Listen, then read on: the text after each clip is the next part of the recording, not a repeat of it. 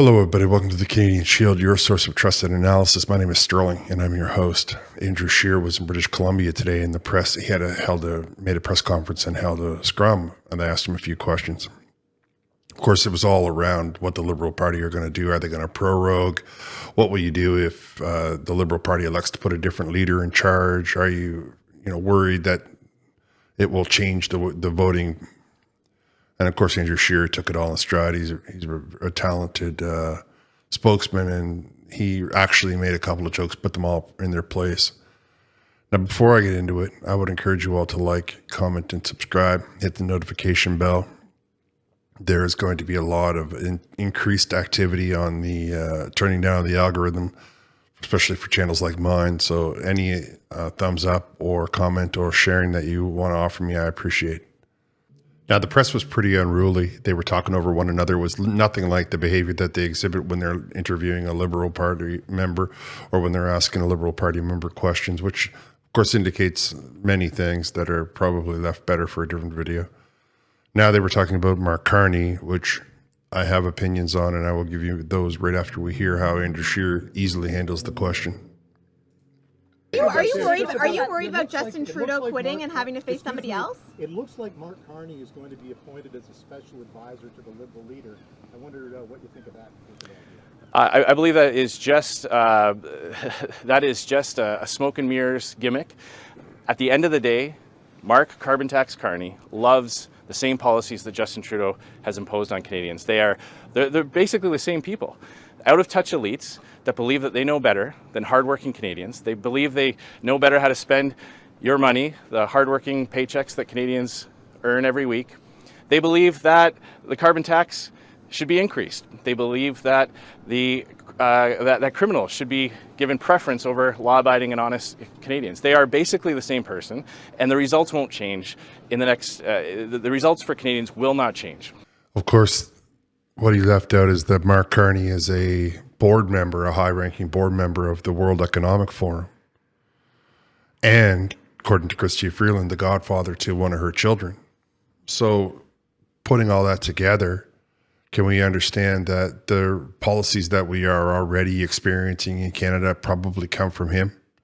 And that saying it officially out loud that he's going to advise means nothing. I mean, Chrystia Freeland has a diploma in journalism. Exactly what qualifies her to be the Minister of Finance through another cabinet shuffle?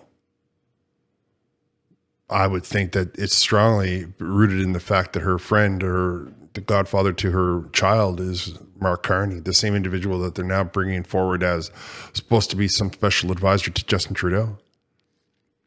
The policies that these guys have already started cause these issues. I don't think that Mark Carney is the solution. I think that Andrew Scheer said it correctly, that they're all the same policy. They all just think that they're better than us. All right, so this next question is all about the COPE, but after the question, you'll have to find it's kind of funny the way Andrew Scheer handles the press. Because you're trying to frame them all as the same picture, but Canadians are angry at Justin Trudeau. He's pulling behind his party. Are you worried that you won't have the same competitive advantage if he switches leaders? Well, let's take a look at why Canadians are angry. They're angry because of the policies causing so much harm. They're angry because every time they go in the grocery store, prices are up again. They're angry because they're angry because when they go to renew their mortgage, they're looking at 2 or 3 times the payment that they had just a few years ago. That's why they're angry. So it doesn't matter who the leader of the party is. It's the policies that have caused the hardship, and that won't change after this retreat. It won't change after this fall session. As long as the Liberals are in power, life will continue to get worse for Canadians. A follow-up on the Carney question. One and a follow. No. David, we got 3 questions. One and a follow. Are we in one and a follow? You guys want to take a minute to follow on Carney? Here's the follow on Carney. Jim Flaherty, Mark Carney, Stephen Harper were like this. They worked closely together to save us in the 08-09 recession. Why wouldn't a guy like Mark Carney be an asset to any prime minister? Just look at what Mark Carney has said on the carbon tax. He says it's served its purpose. He loves it. He loves the same policies. He loves the same policies that use taxpayer-funded drugs, take taxpayers' money to fund drugs going to our communities. There are reports out of many police associations across the country, police forces across the country, saying they're finding government produce government distributed hard drugs in the community. They're seizing them. So Justin Trudeau's drug policy is causing the drug crisis. Mark Carney supports that. Mark Carney supports all of these extreme policies that have caused so much hardship on Canadians. And you have to wonder with a guy like Mark Carney, who says that Canadian gas is no good, but he has billions invested in gasoline all over the world. He has pipelines up his wazoo. Does he also maybe have stock in some of these narcotics companies? Are we maybe giving him some dividends on his shareholder for whatever particular pharmacy happens or pharmaceutical company happens to be providing these safe narcotics?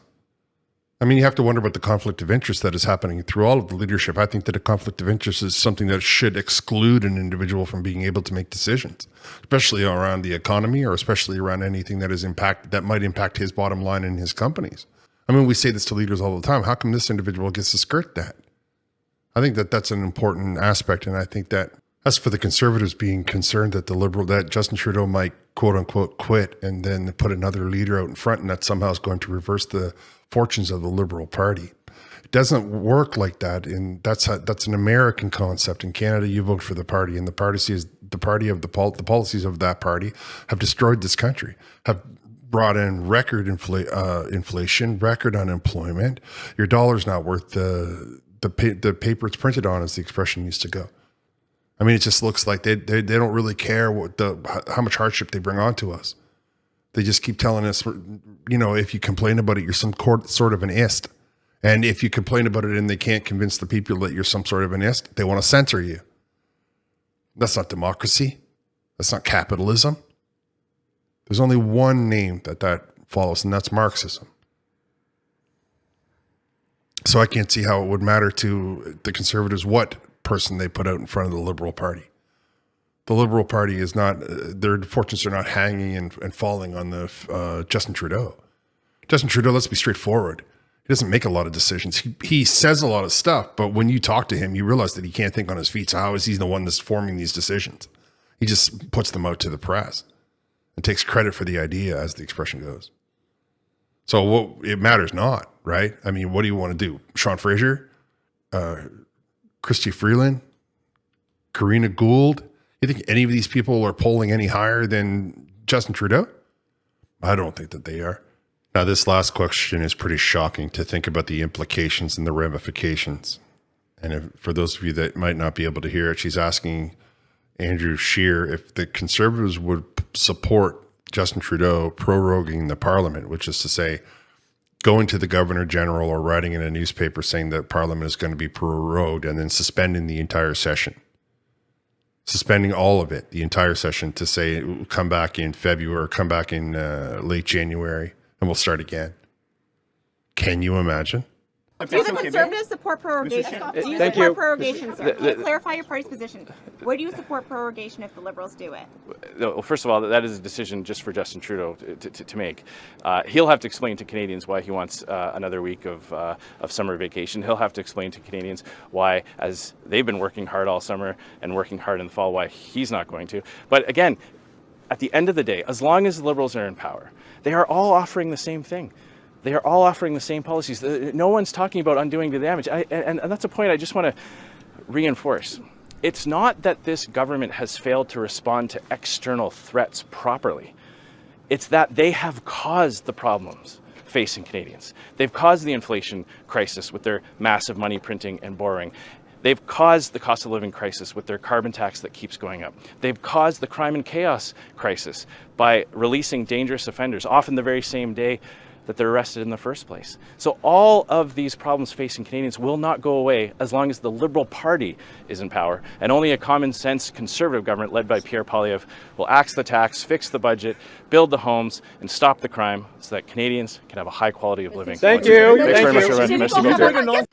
So I didn't hear anything in there that was incorrect, and that's what I'm trying to say to you this whole video. It doesn't matter if it's Mark Carney. It doesn't matter if it's Chrystia Freeland. There's nothing in the way that they do business that is going to change. They do not seem to be concerned with the outcome of their actions. They do not seem to be concerned with the cost, the standard of living that they are reducing in Canadians' lives.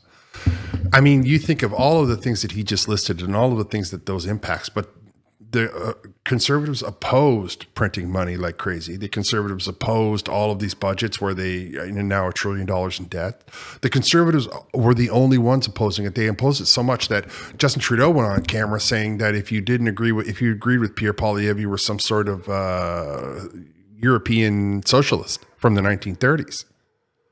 I mean, when you consider all of the name calling that the prime minister has done and all of the innuendo that they have done and all of the censorship bills that they have introduced, all in an effort to avoid admitting that the choices and the decisions that they made have brought a negative impact onto this country. And as a result, all of the people who are living in this country.